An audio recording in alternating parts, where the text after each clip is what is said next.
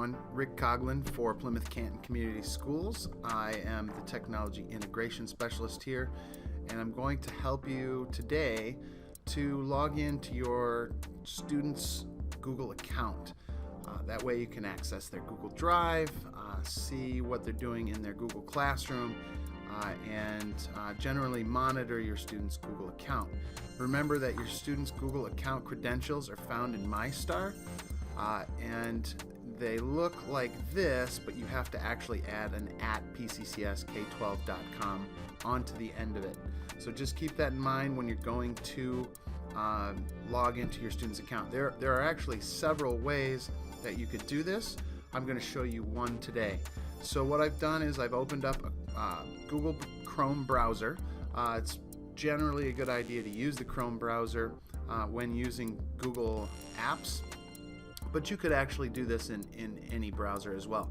So what you first want to do is you want to make sure that you go to accounts.google.com, and you'll see this login screen here.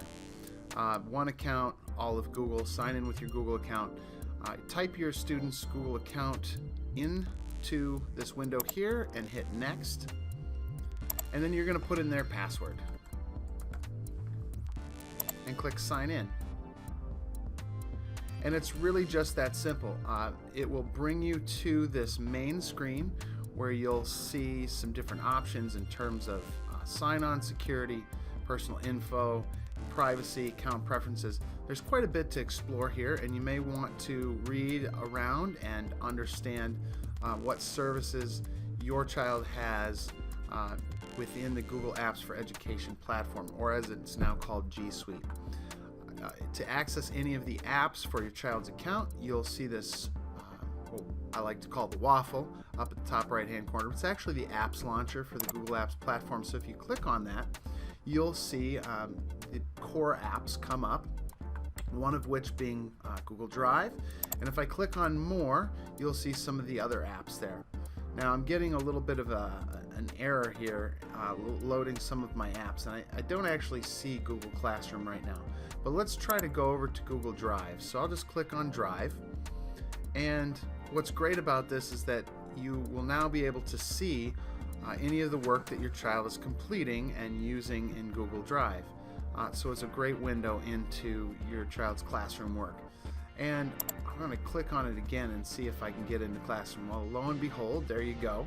As I scroll down, I'll see all of the other apps available in my student's account. So down here at the bottom, you'll see Classroom.